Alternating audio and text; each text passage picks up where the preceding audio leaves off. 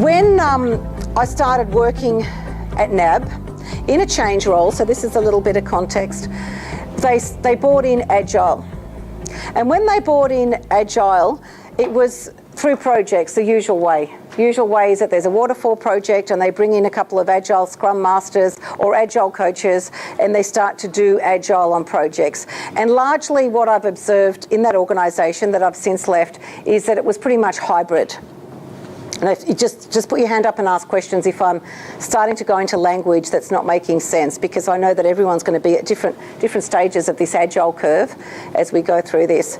And the other thing I realised was that, hi, how you going? The other thing I realised was that there was a lot of focus on Agile, as in capital A Agile with the software development, and not a lot of effort applied to Agile with a little a, and we're going to look at that a little more closely as well. Now, if we go from me working at Red Bank to the announcement in the Financial Review at Blue Bank on the 2nd of May, when this announcement came out, I kind of went a little bit crazy because I was reading it in a coffee shop, and this book that's just about to come out that I've written was at the editors. So it was close to production, if you like, and it is now almost in production. And I was reading it and thinking, this is exactly what my book's about. So this is great, and maybe the timing is really good as well. And I felt that there was a real need for this explanation of what Agile meant at an organisational level, so big A and little a, because a lot of the emphasis seemed to be up to that time on the big A Agile. And I was very, very nervous to put my first blog out about Agile, because the blog was basically sending the message out to everyone about what my book was going to be about. So I thought, if I put this blog out and it's going to be an absolute flop, I might need to do a call back from the publisher. 40,000 words or whatever. Wow, that would be scary. But I did put the blog out that night. And what I did when I went home after that coffee shop, I was in a state and I really wanted to put this blog out just to test the market, and because it was a hot topic on that particular day. And I got some paper on a roll, and I put this up here because this is now an original artefact. I drew my little model up. Up till then, I'd always had my model in a PowerPoint, but I thought I'll draw it up. And I used that draw. You can see that's the same drawing, so I mustn't leave that behind. And I also found a lot of people saying, we like the blog because you actually just drew a drawing. It didn't look like something that came from Shutterstock. So it looked a little bit imperfect, which it's meant to look. Anyway, so the blog has done very well, which has been exciting, which is one of the reasons I was asked to come and speak here today, and have picked up a fair bit of work since then, which has been great, which means the book is probably on the right track. Okay, so what I'm going to do in the session today, this is the more perfect looking diagram that appears in the book. So we've gone from imperfect to something a little more structured. I'm going to talk about the agility, and then the mindset, behaviours and the practices, and how I think they all come together to create organisational agility. And now everyone wants to be agile, not just A and Z. I'm starting to see ads for jobs saying, we want people who are agile with a little a. Now, if people don't even know what that means, how would they even know what that means? Does that make sense? It's crazy, right? But everyone now wants to be agile and really understand it better. So, with that in mind, what I'll do is I'll go through how I get people on the same page with Agile, and then what I mean by org agility, and I'm happy to be challenged, so feel free to ask questions. Remember, you guys are participants, not attendees. Remember, isn't that one of the principles of the conference? Okay, so come into the conversation, mindset and behaviours and practices, and then really how you need to make it happen. So the way I get people on the same page is, the first thing I do is draw this little diagram, because what I found was that there was confusion around the little a and the big A. Now, have other people experienced this when they talk about Agile in an organisation? Damon, hello, finally. Thank you for coming. Thank you. Didn't find anyone with a green t-shirt till I got in this room. Hi. So the first thing I started doing was just on a notepad, was drawing up this diagram to explain what little a and big A meant. And I found that it was very helpful. And I found it was even very helpful with people with a tech background or a, technically an Agile capital A background. And what I say to people is, this is what gives you organisational agility. This is what gives you the competitive advantage. Because if you just do big A, and I'm not trivialising big A at all, I'm not trivialising the manifesto. If the principles of the manifesto are extended and really applied, they actually do go into little a. But if you just get someone in to come in and look after projects and do the Agile Scrum Master thing or the Agile Coach thing, and you're not involving your senior execs and the other layers in the organisation, this isn't going to happen. You need commitment all the way through. So that's why one of my service offerings now that goes with this whole product is the executive workshop, the half-day workshop. And what I'm finding is that's usually the first port of call now. The execs are coming in and wanting the half-day workshop to understand all this, and then they're booking the 2-day workshop for their team. And that's actually that's the best way to do it. It's not the only way to do it, but I think it's the best way to get the organisational agility, because you need that commitment from the top. So then the definition of organisational agility is the capacity to do things more quickly than others. And my little diagram is about, once upon a time, big fish used to eat little fish. And now, little fish are eating big fish because they can swim faster and they're more nimble in the way they swim, and they can change direction very, very quickly. And that's agile with a little a. When you can turn something and adapt to the market and respond to the market and be even ahead of the market before your competitors. And when I talk about agile, I always talk about the new ways of working, because the new ways of working are really aligned with agile principles. So those of you that saw me speak yesterday, sorry, this is a repeat slide on the old power and new power. It's actually one of my favourite slides. It comes from a TED talk by a guy called Jeremy Hymans, and he talks about what new power looks like. Has anyone seen that talk? It's a really cool one to watch. He's actually Australian, from Sydney. And he talks about where new power is going and how power is now redistributed and just changed a great deal from a command and control culture to a very collaborative culture of co-creation. And if you look at the agile principles and the agile ways of working, these are totally congruent with what agile looks like. So some people say to me, what are the drivers for this? Obviously, digital disruption is one of the biggest drivers, and the millennials coming into the workforce. And if you think of the ways that people now are working and who's using enterprise social networking like Yammer and things like that at work? That's really breaking down power and the way people are communicating. And one of the things I always say to change practitioners is have a think about what that means also for your strategies around how people communicate, because knowledge was once power and now everyone's got knowledge. And you can get knowledge so much faster and more of it. So that's the context I set for the agile ways of working.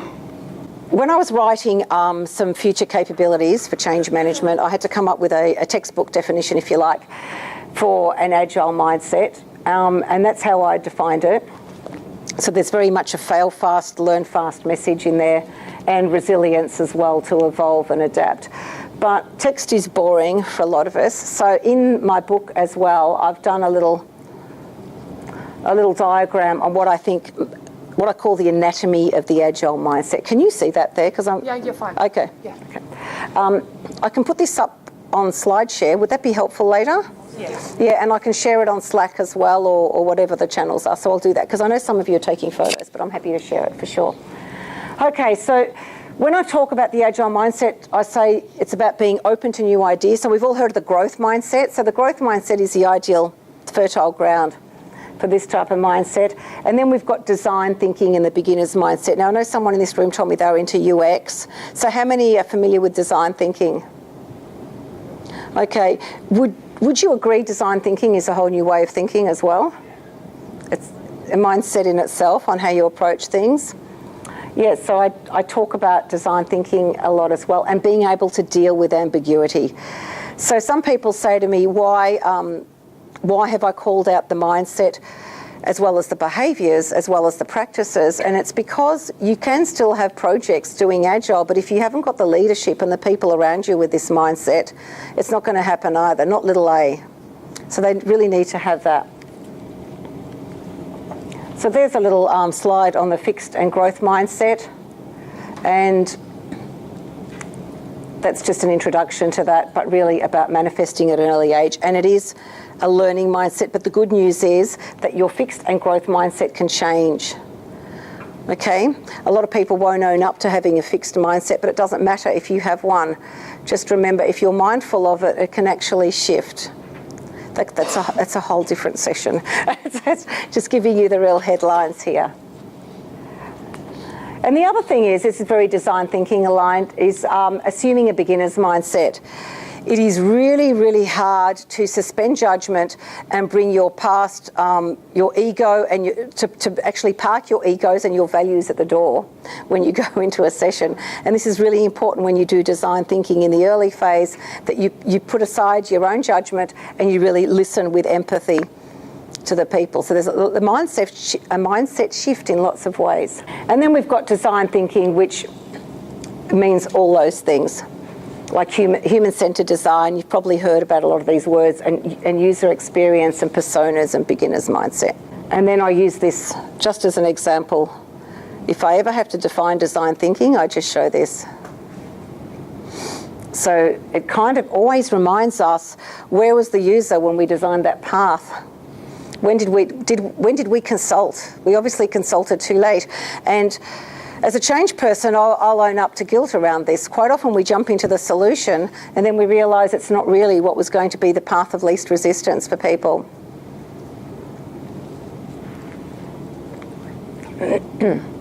So design thinking helps us with that human-centric approach and is that way of thinking, which is a shift as well. So I'm just going through some of those characteristics of the Agile mindset for you.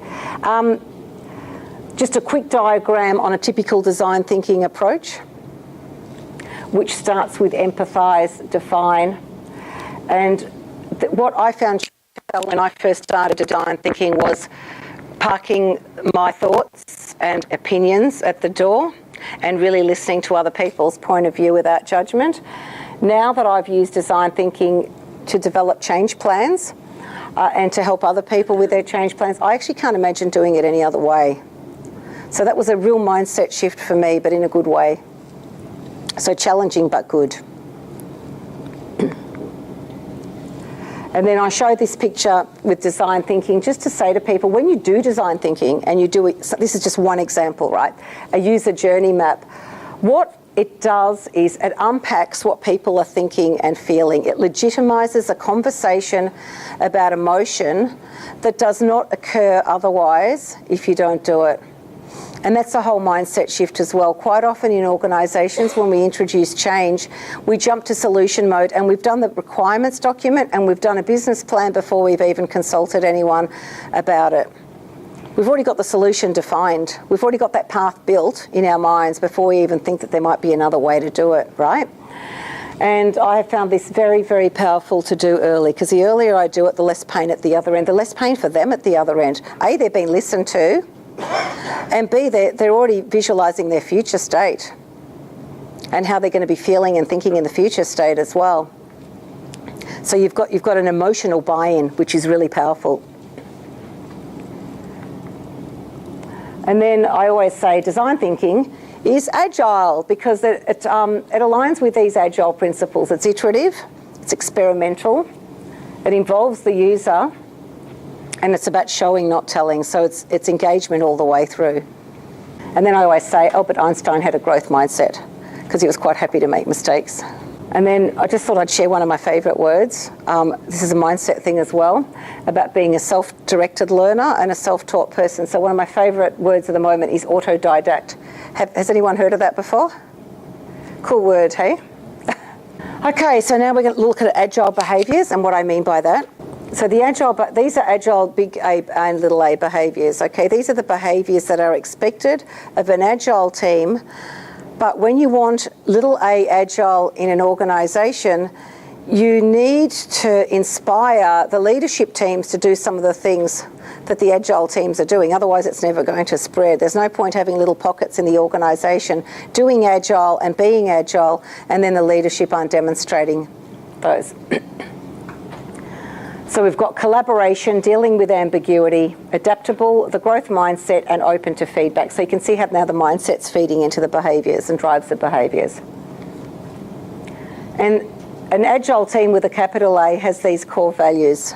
And those core values are so important to drive little a as well.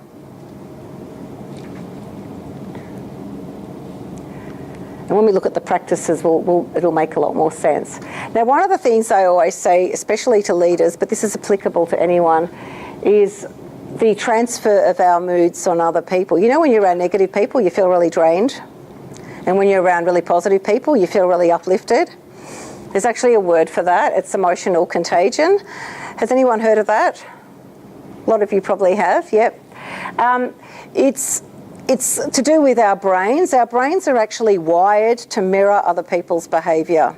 That's called mirror neurons, and we were hardwired to do that. Because in the early days of our existence, we needed to actually sync and normalise with the rest of our tribe to survive. So because of that, we easily absorb, some people more than others, obviously, but we do absorb the moods that are around us. And I always say to leaders, it's good for you to know that, because what imprint are you leaving when you come to work, if you're in an off mood or a bad mood? And it's not just leaders, it's all of us. So it's handy to know. Now, while we're on this topic, has anyone ever seen, I won't have the time to show it, but this is one, if you haven't seen it, I recommend you go back home and have a look on YouTube and look for Facing the Rear of the Elevator experiment. Who's seen that one, Facing the Rear of the Elevator? How funny is it? Okay, I'm not going to say any more. All I will say is go home and have a look. It's an old 1960s candid camera clip, easily found on YouTube, Facing the Rear of the Elevator. So the original purpose of those emotions was to keep us alive. So the self-awareness piece there is, what imprint are we leaving? And being aware when somebody else's moods are affecting you, because you might want to choose to remove yourself from them. Or sometimes I say to people, if I've got to deal with a very difficult stakeholder who's draining me, I will make sure I'm having a coffee with someone really nice afterwards, just to kind of lift it up again, neutralise, self-preservation. There's really good another talk on called Jerks at Work. Oh yeah. How do you deal with jerks at work? Yeah. Christian Spritzer, he's done research in that field, and she's gives really good key tips, and that's one go balance up the negativity with the positivity. Yeah. To uplift and re-energise. Is that a TED talk? It's not a TED talk. If you go to Ross Business School at the University of Michigan, and their website, she's okay. There. If you just Google jerks okay. at work. Okay. Thanks. I think I'll remember that one. Yeah. I think we can all relate to it too. And then it's that ripple effect. So I always say consider the impact on your team. And how can you inoculate yourself against it? Labelling means being mindful of your own response to something. Once you can name it, you can tame it. So once you're aware of your response to something and you're mindful of it, you're actually reducing that bad neural energy in your brain. You're actually reducing the impact of your amygdala hijack. So it's very helpful just to stop and pause and go, why am I feeling like this? Oh, okay, I get it. And empathy and awareness, and then changing the pattern of your response. Also getting away from them is very helpful, as I said. And then this is one that I always show is if you have people on your team who don't demonstrate these behaviours or aren't aware of their behaviours and the impact it's having on the rest of the team, you also you may want to consider not just hiring for skill. Quite often we get hung up on capability and hiring for a particular skill, and most of you will probably agree it's easier to coach for skill than coach for behaviours and attitude. Yeah?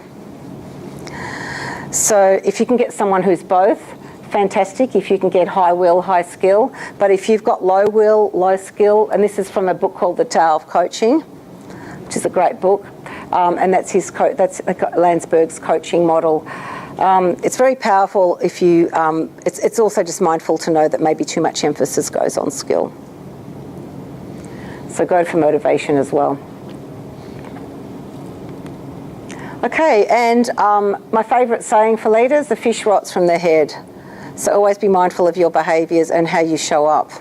There's a lot of Agile practices that you can apply even if you're not on an Agile team. That's a whole range of them there at the moment, but let's look at the ones that you can apply straight away. And this is where I was working with a leadership team last week, and they said to me, what can we do? What can we do tomorrow? What can we do from next week so we can start to demonstrate that we're Agile and we can start to model those behaviours? And I said, there's a couple of things you can do. You can start stand-up meetings and talk about your stand-up meetings with your team, and then start doing stand-up meetings with your own team. And you can start putting your workflow and what you're working on that's not so commercially sensitive on a Kanban board, on a visual board so everyone can see it.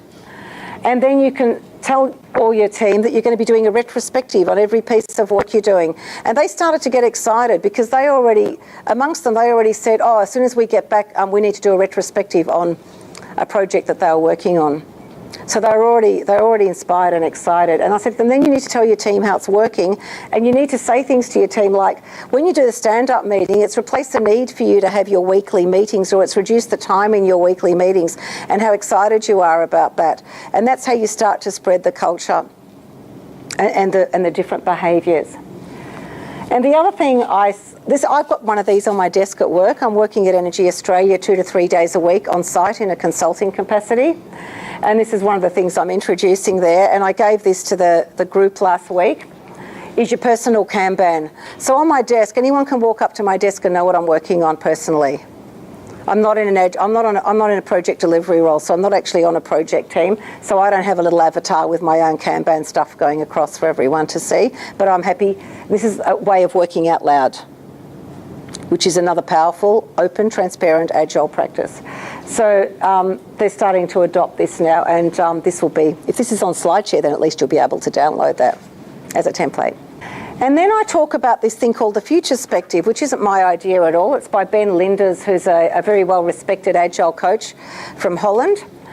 He talks about, you might have heard of the pre-mortem, people doing a pre-mortem. I don't like that word mortem because it means death. So I like to work with the future perspective. So with a lot of leaders, we do work around this. So they visualise that they've succeeded in their project and what got in the way. And that's quite powerful. Channels for co-creation. We've got working out loud, enterprise social network, which is Yammer, and visual management. So all those are very powerful practices. Just a photo of a change wall I had when I worked, that's RMIT actually. We run stakeholder meetings around our visual wall, so very transparent.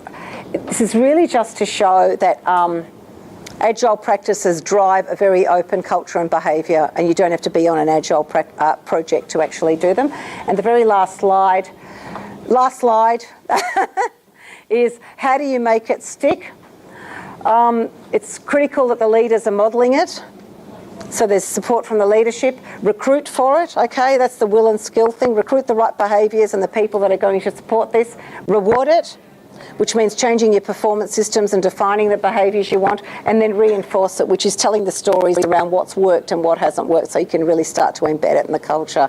And to me, that's how you really embed Agile at an organisational level beyond capital A, so then you become an organisation that's Agile with a little a. So thank you, guys.